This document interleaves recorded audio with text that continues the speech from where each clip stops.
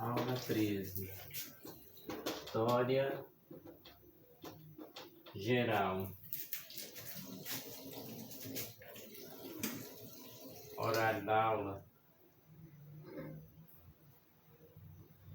5h30. A declaração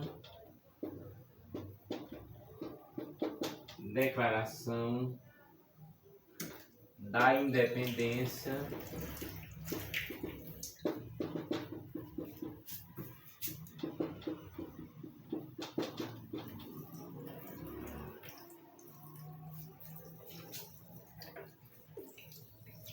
elaborada por Thomas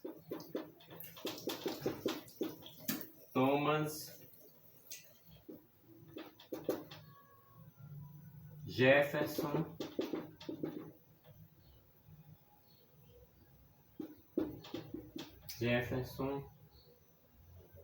4 de julho de 1776.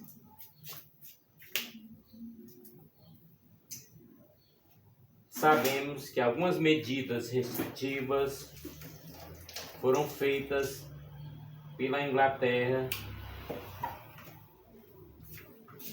como a medida da Lei do Açúcar, a Lei do Selo, o Congresso da Lei do Selo. Discordando as medidas, os colonos se reuniram no Congresso da Lei do Selo, em Nova York. Os colonos decidiram não pagar nenhum imposto à metrópole, sem ter a devida representação no Parlamento Britânico. Diante desse episódio foi gerada a questão dos impostos, em que os comerciantes ingleses, frustrados com o boicote colonial, se uniram aos colonos e exigiram o fim da Lei dos Selos. Portanto, os comerciantes ingleses foram aliados aos colonos.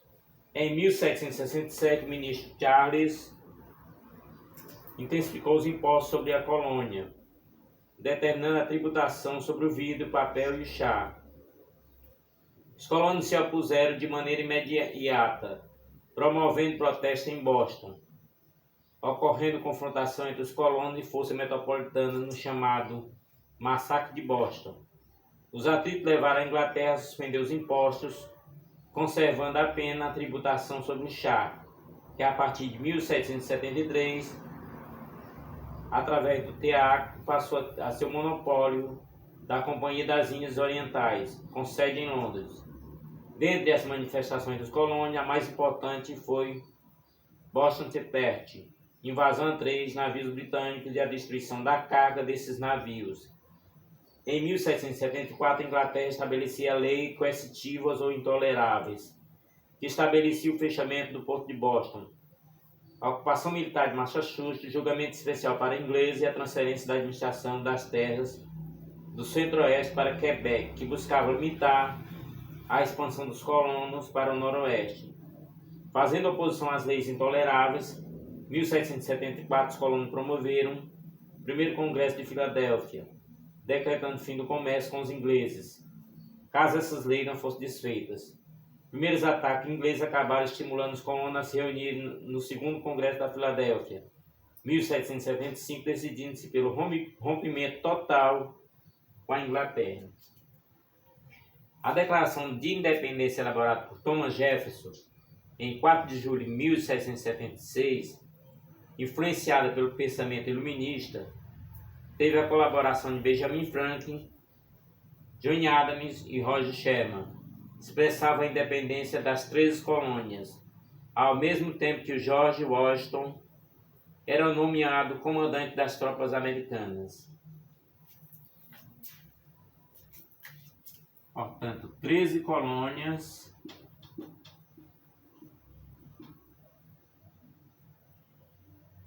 e George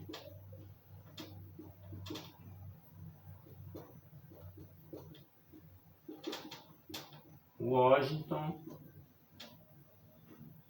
que viveu de 1732 a 1799,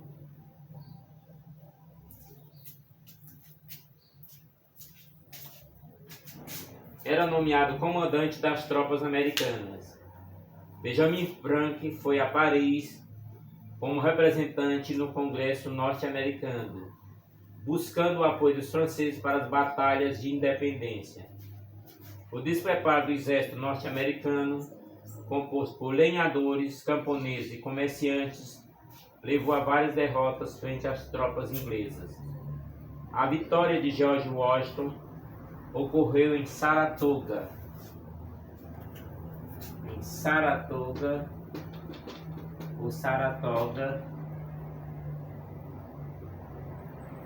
em 1777.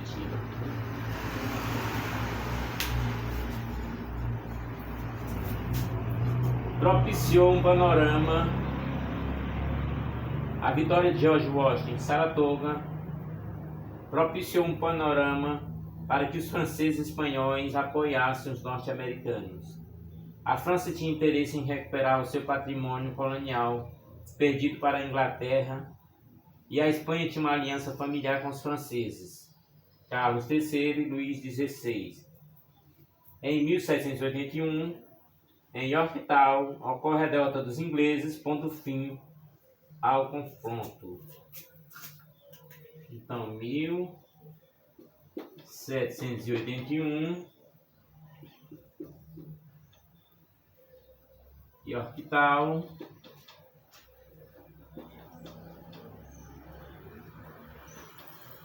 derrota dos ingleses. Derrota dos ingleses, pondo fim ao conflito. Em 1783, a Inglaterra firmava o Tratado de Paris, reconhecendo a independência dos Estados Unidos, a entrega do Senegal e parte das Antilhas aos franceses, sendo a Flórida entregue à Espanha. Portanto, 1783, Tratado de Paris, para o fim dos conflitos entre ingleses e norte-americanos. A Constituição de 1787 determinava uma república federativa presidencialista para os Estados Unidos. É outro assunto que vamos destacar.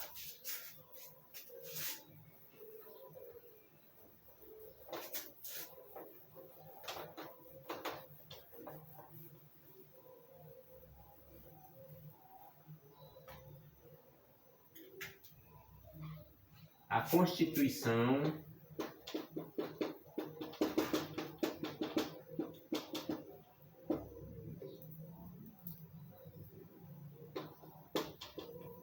de 1787 determinava uma república federativa presidencialista para os Estados Unidos, determinando, sob a inspiração iluminista de Locke, Montesquieu e Rousseau, um contrato social entre o Estado e a sociedade civil e a separação dos poderes. Portanto, seria República Federativa Presidencialista. Em 1789,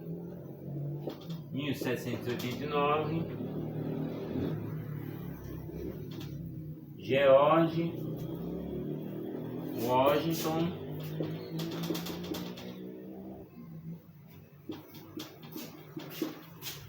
era eleito presidente pelo Congresso, dando início ao regime republicano federalista presidencialista. A independência dos Estados Unidos influenciou o processo de independência no restante da América, aprofundando a crise do sistema colonial, ao mesmo tempo que estimulava a falência do antigo regime na Europa, compondo o cenário que levaria à Era das Revoluções e à consolidação do capitalismo. Portanto, eleito pelo Congresso. Importante saber que não foi pelo voto direto, né? Então, George Washington foi eleito pelo Congresso. Então, a era das revoluções e a consolidação do capitalismo é o assunto que se segue em nossa aula de hoje, né? O assunto revoluções que aconteceram para a liberdade das nações. Portanto, agora, após a independência dos Estados Unidos, vamos avançar para um assunto muito importante: a Revolução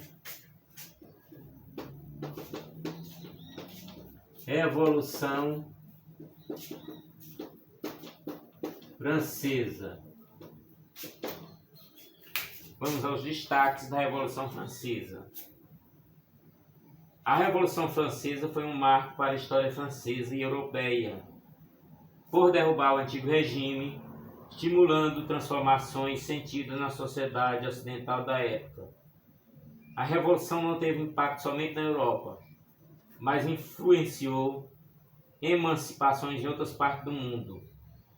A burguesia francesa participava das transformações socioeconômicas regidas no mundo capitalista, que recebia os efeitos da Revolução Industrial no século XVIII. A Revolução Francesa é apontada como marco divisório para a história ocidental, representado um fenômeno de grande complexidade, incluindo várias revoluções, comunicando diferentes camadas sociais e muitas vezes seguiam a mesma onda revolucionária, mas em outros momentos acabava se contrapondo.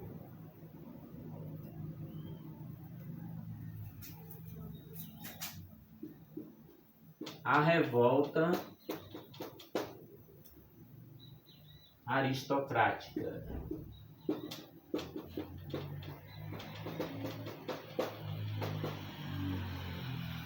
Em 1786, 1789. Diversos historiadores apontam a revolta aristocrática como uma agitação que estimulou e desencadeou da Revolução Burguesa significativa diante de todo processo revolucionário. As camadas populares também constituíram um papel extremamente significativo no processo, sejam elas urbanas ou rurais, havendo um destaque para Saint-Cloud, que representava uma camada marginal de Paris, formada por pequenos artesãos e trabalhadores urbanos desempregados. Contudo, as conquistas populares foram efêmeras. As massas camponesas puderam ser lembradas pelo grande medo, traduzido pela instabilidade social levada efetivamente à França, ameaçando a propriedade privada, invadindo e incendiando castelos de nobres no campo, fazendo oposição aos privilégios feudais e gerando um número significativo de novos pequenos proprietários no campo. A Revolução Francesa deve ser compreendida no quadro geral das revoluções burguesas, já que os princípios iluministas nortearam esse processo. A ideologia revolucionária foi burguesa e a liderança do movimento esteve nas mãos da burguesia. Portanto, a burguesia e o iluminismo, base da Revolução Francesa. O governo criado atendia aos interesses econômicos da burguesia, mesmo não sendo totalmente burguesa no que diz respeito aos integrantes. A Revolução foi essencialmente burguesa no que concerne ao seu desenvolvimento ideológico.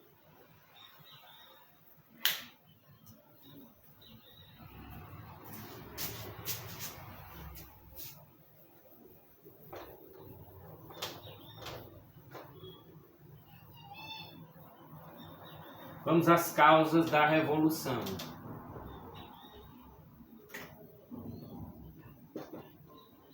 Causas da Revolução.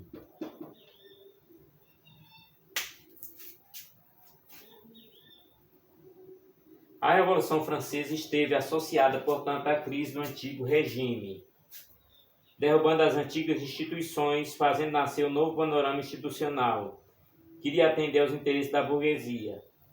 A crise do antigo regime ocorreu em 3 esferas: econômica, social e política.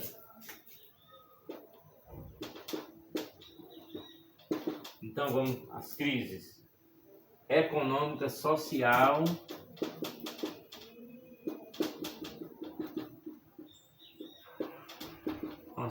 e política.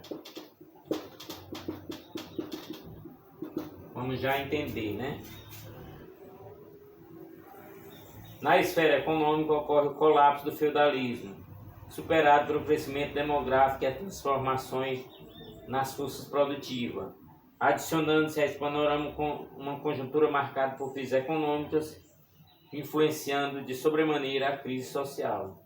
O fenômeno climático agravaram a realidade econômica no campo, resultando perda de plantações, na falência de colheita, na elevação dos preços dos produtos agrícolas, ampliando a subalimentação e a miséria da camada popular.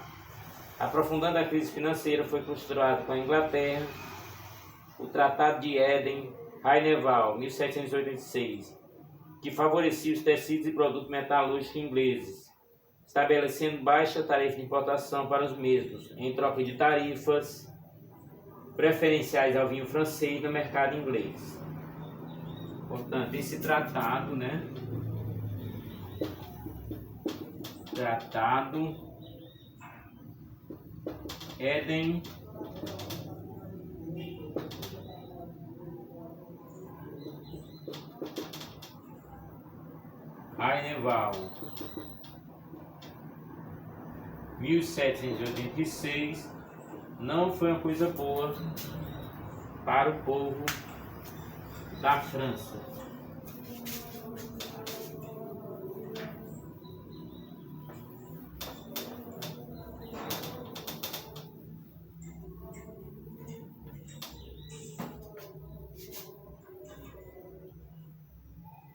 O mercado inglês teve acarretado prejuízo para a indústria manufatureira francesa. Portanto, os ingleses acarretaram prejuízo para a indústria de manufatura francesa, constituindo um golpe para a burguesia, incapaz de concorrer com a Revolução Industrial inglesa, sucedendo uma onda de desemprego e subemprego. A própria monarquia vivenciava a experiência de profunda crise, associada ao enorme gasto da Guerra dos 7 Anos. Portanto, a Guerra dos 7 Anos. Guerra dos 7 Anos, 1756 a 1763.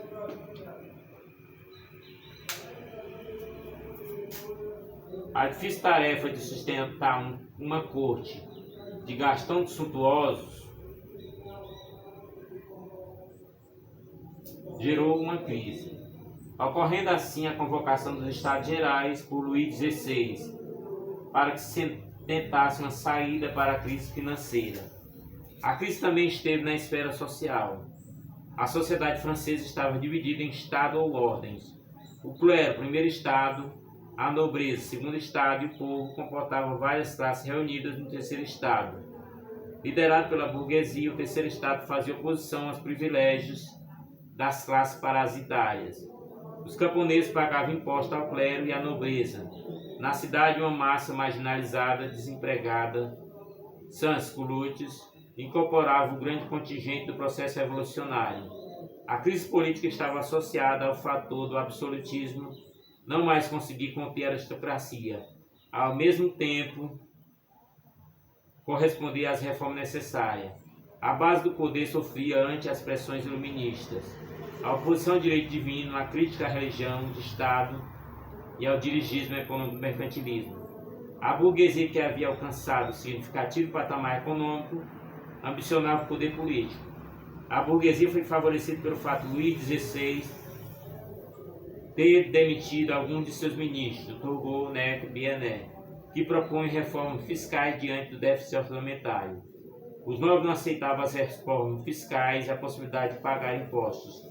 Revolta aristocrática. Exigiram que o rei convocasse a Assembleia de Estados Gerais, ocorrendo assim a Revolução. Portanto, como era dividido o clero, era o primeiro estado,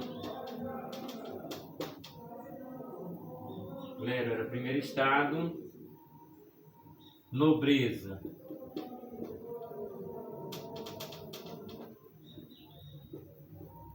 o segundo estado,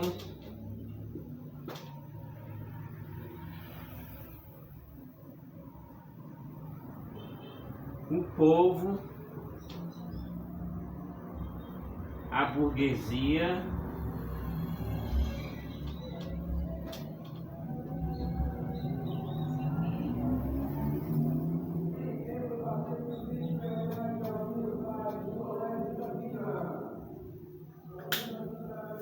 portanto, eram o terceiro estado. Portanto, o povo estava sustentando o clero e a nobreza.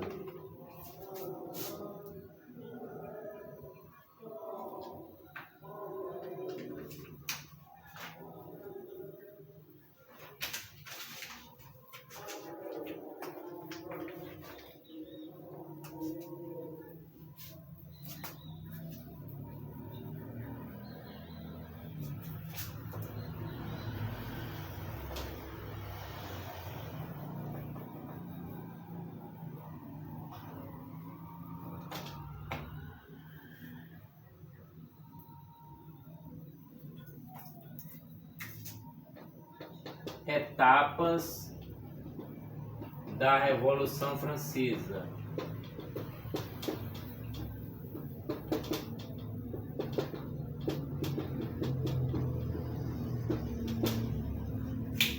Etapas da Revolução Francesa.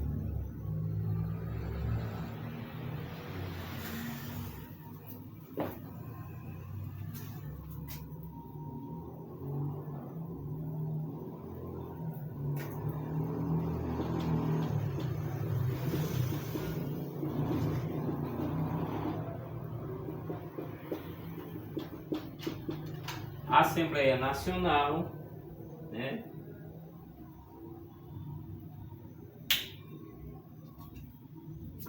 Etapas da Revolução Francesa. Assembleia Nacional ou Era das Instituições, de 1789 a 1792.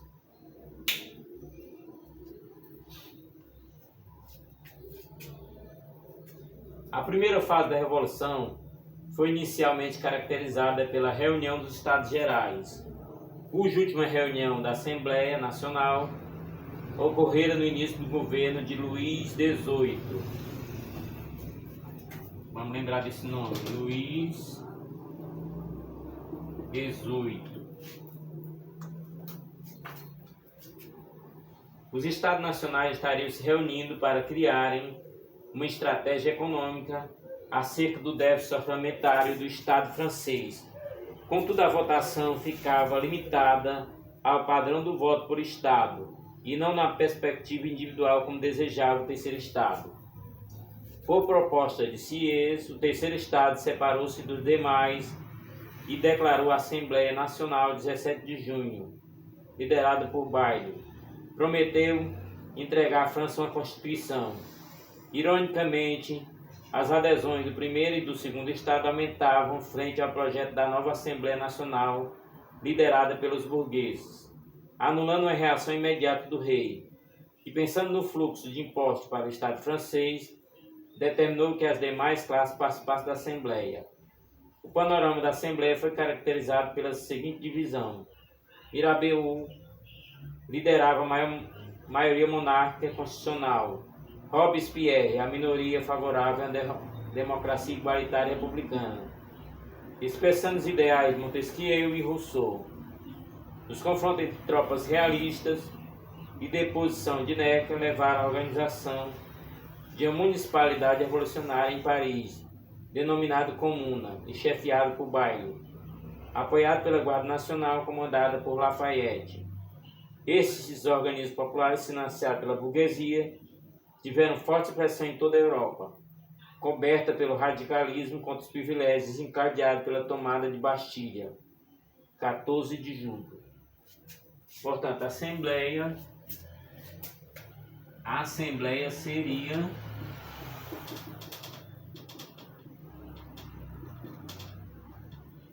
em 17 de junho.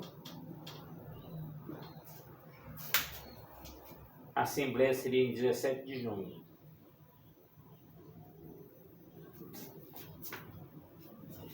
Vamos marcar aqui umas datas importantes como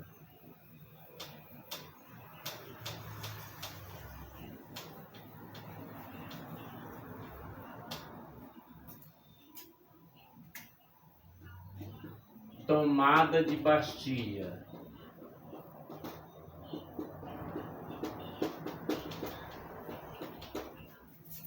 Tomada de Bastilha acontece em 14 de julho.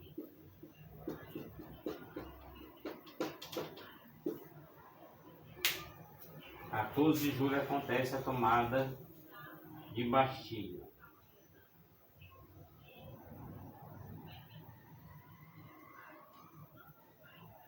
Houveram ações de camponeses verificadas em quase todo o país, em um grande medo. Esse foi um momento de migração de muitos nobres e clérigos, e o próprio Luís XVI foi derrotado junto com o antigo regime. Na noite de 4 de agosto ocorreu diante da Assembleia Nacional Constituinte a derrubada dos privilégios feudais amparados pelo absolutismo.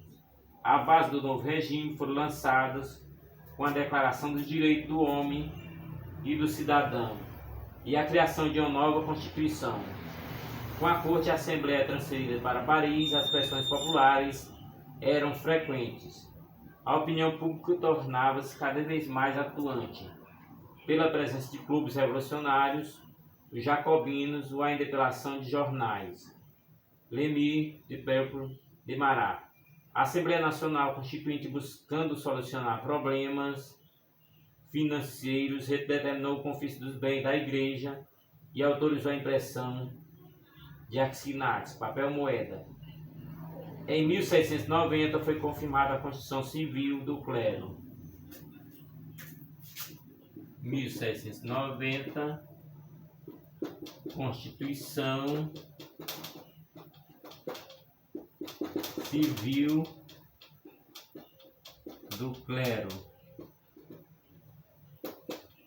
Aprovada a Constituição. Lembrando que os jacobinos eram um clube revolucionário. Se alguém falar o que é jacobino, você deve se lembrar. A Constituição do Clero reconhecia o confisco de suas terras, além de submeter a Igreja ao Estado. Luís XVI, influenciado pela conspiração dos imigrados franceses que se opunham à Revolução no exterior, tentou fugir para Metz e organizar a reação. Aprisionado em Varennes, foi suspenso de suas funções, estimulando a difusão de ideias republicanas exaltadas em sociedades populares. Com o clube dos Cordeliers, liderado por Danton, Marat e Desmoulins, e o clube dos Jacobinos, liderados por Robespierre, a Assembleia Nacional Constituinte, que já havia se manifestado em oposição às camadas populares, proibindo as associações profissionais através da Lei de Le Chapelier, 1791, receava que o republicanismo ameaçasse os privilégios da alta-burguesia liberal dominante. Procurou, portanto, inocentar o rei e diminuir as ameaças estrangeiras. Fez Luís XVI jurar pela monarquia constitucional da França, fundamentada teoricamente pela soberania do povo, mas na prática limitada pelo caráter censitário do seu sistema eleitoral, ocorrendo ainda a predominância do legislativo harmonizando-se aos objetivos da alta-burguesia liberal, que buscava limitar o poder real e conter as massas populares. Ocorria a igualdade perante o imposto. Era descentralizada a administração, separava-se o judiciário do executivo. A população era dividida para fins eleitorais. Uma vez formada a Assembleia Legislativa, era dividida na seguinte composição: feirantes políticos moderados, favoráveis à monarquia constitucional. Partidário da República, formava a minoria e era dividida em duas facções. Uma liberal, briçotinos e girodinos, e outra democrática, os jacobinos. A ameaça da intervenção estrangeira continuava existindo, já que o apoio de Luís XVI à Constituição, considerado pelos reacionários como absurda, era apenas aparente. Luís XVI contou com o apoio de governantes austríacos e prussianos para restaurar o absolutismo. Em 1792, Áustria e Prússia declararam guerra à França, e os revolucionários organizam exército em oposição às forças partidárias ao antigo regime. Conspira-se abertamente para se derrubar o rei. O discurso revolucionário era: pátria em perigo, e santos curiosos faziam ações patrióticas anti-realistas. O panorama era de gravidade e ameaça interna de contra-revolução e ameaça externa de invasão. O povo invadiu o palácio de Tuileries e ordenou a Assembleia Legislativa a decretar a prisão do rei e a convocar a nova Assembleia eleita por sufrágio universal. O rei agora estava preso e a monarquia constitucional estava suspensa, mas as antigas estruturas foram derrubadas e novas instituições foram criadas. A sociedade de ordens era derrubada com direção e gestão burguesa. Portanto, o povo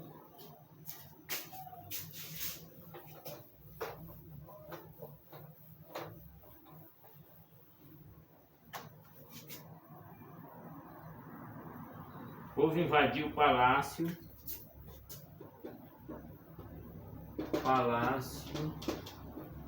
de Tuileries.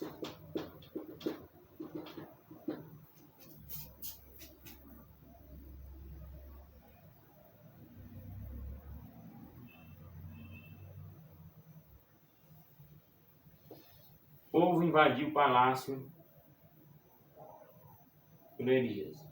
A história continua com a Convenção Nacional, né?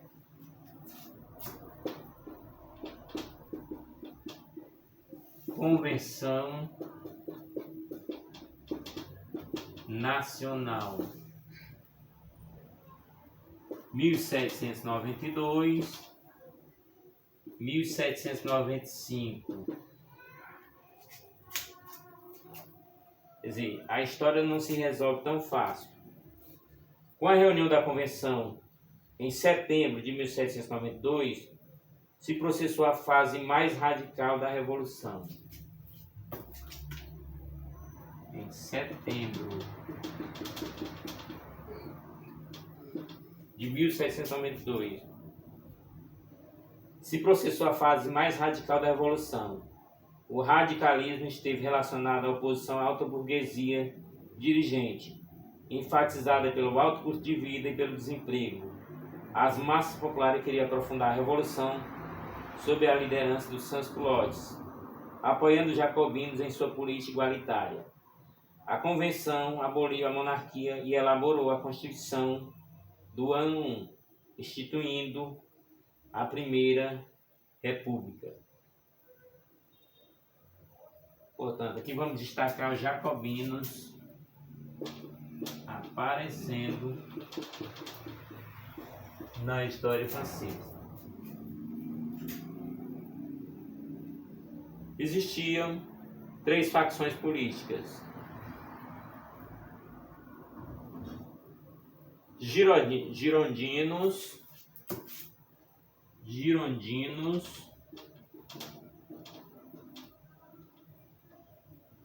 jacobinos e planície. Jacobino a gente já tinha destacado um papel. Jacobinos, girondinos e planície.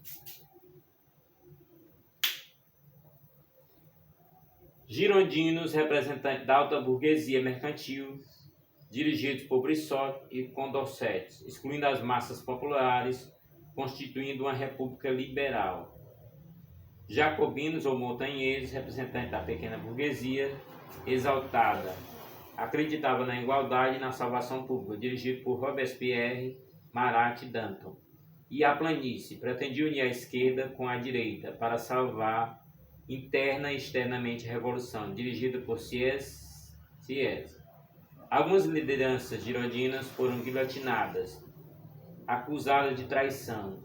A liderança do processo revolucionário foi entregue aos jacobinos, com apoio de Sans-Culotte. Foi criado um governo revolucionário, de fato, composto pelo Tribunal Revolucionário, Poder Judiciário Sumário, pelo Comitê de Salvação Pública, Poder Executivo Supremo, exercido pelo governo de Robespierre. Aprovou-se o confisco e a redistribuição dos bens inimigos. Foi estabelecida a lei do preço máximo. Em suma, instituiu-se um governo centralizado e se adotaram medidas extremas. Essa fase foi considerada como a fase do terror.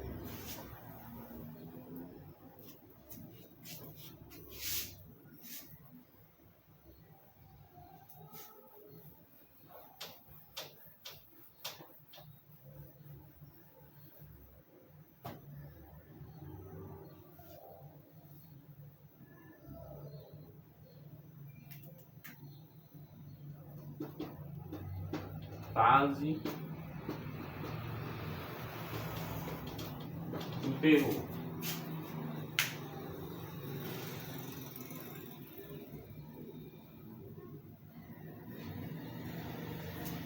No caso seria República Jacobina.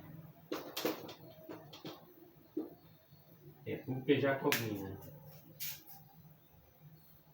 Segundo Robespierre, ações necessárias para trazer a paz para Paris. Dentre as realizações dessa fase, aboliu-se a escravidão nas colônias, diminuiu-se a carga tributária imposta aos camponeses, ocorreu o confisco de várias propriedades de nobres, foi produzida uma avançada legislação social, reformismo urbano e educacional. O radicalismo jacobinista conseguiu esmagar a oposição externa e conter o reacionarismo interno. Robespierre, influenciado pelas ideias de Rousseau, liderava a República Popular Jacobina, pregando a igualdade e a virtude. Tentou criar uma religião revolucionária e estabeleceu uma reforma educacional. A constante contradição entre a pregação democrática e a prática radicalista manifesta nas execuções de acusados de serem inimigos da Revolução, inclusive de partidários jacobinos, com os radicais, favoráveis à intensificação da violência, liderado por Herbert, e os indulgentes, que desejavam conter a Revolução pregando o fim das prisões e execuções, eram liderados por Danton. Fez Robespierre ser visto como tirano dentro do próprio grupo montanhês, por seus partidários e pelo povo, perdendo o controle da convenção e sendo deposto pela reação termidoriana.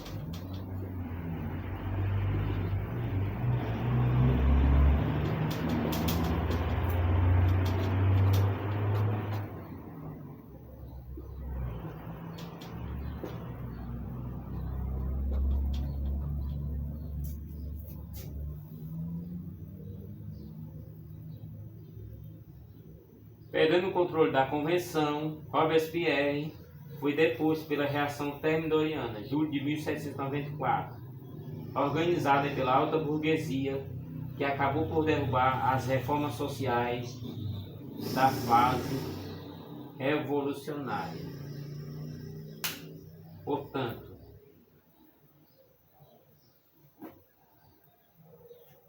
a nossa continuação será sobre outra fase, o Diretório 1794 a 1799.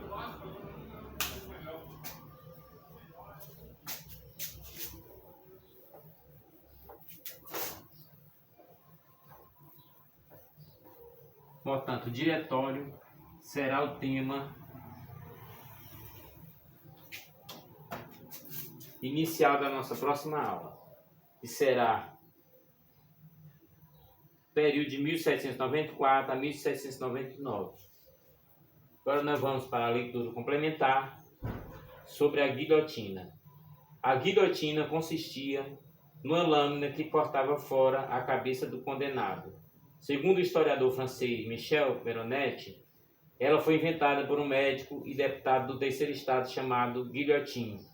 Inspirado pelos iluministas, um doutor queria uma execução simples, barata e higiênica, e que não causasse sofrimento na vítima. No antigo regime, os nobres eram executados com um golpe de machado e os plebeus eram executados na forca. Assim, a guilhotina também se apresentava como instrumento democrático, um modelo de racionalidade iluminista. Guillotin pôde comprovar pessoalmente as maravilhas de sua invenção. Mais tarde, considerado traidor, ele também seria guilhotinado. Portanto, na nossa continuação,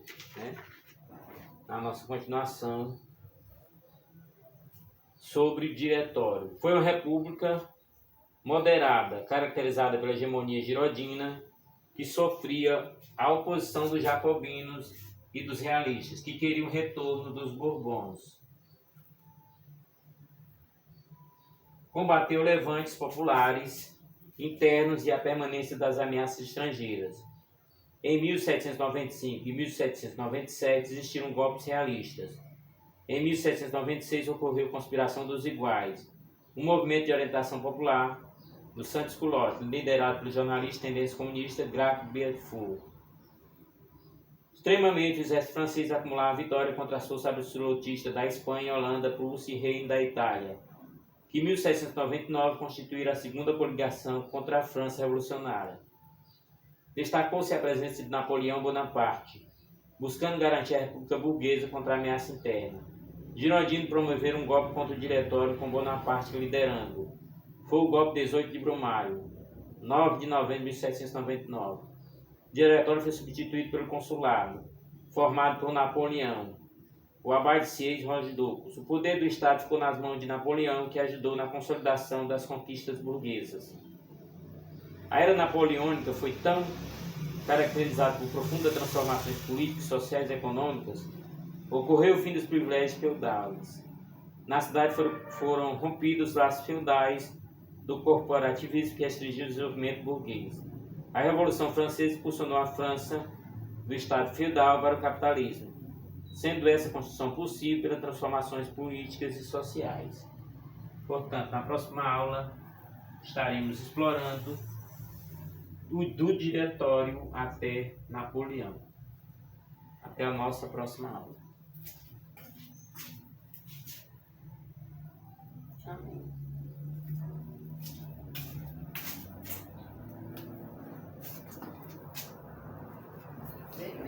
Um jogo para... A Era Napoleônica e o Congresso de Viena.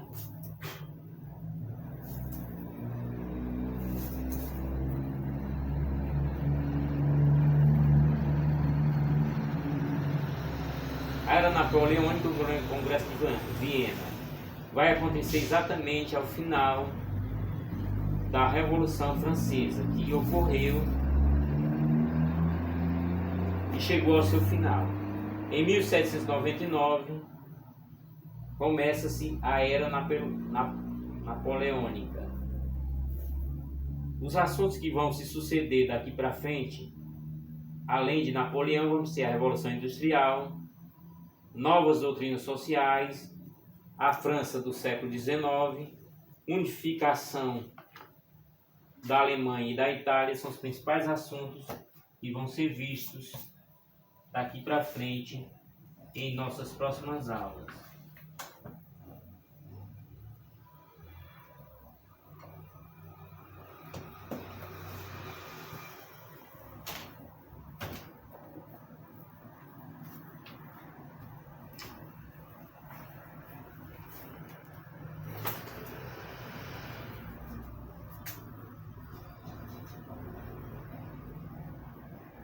Portanto, todo o conteúdo que você deve estudar.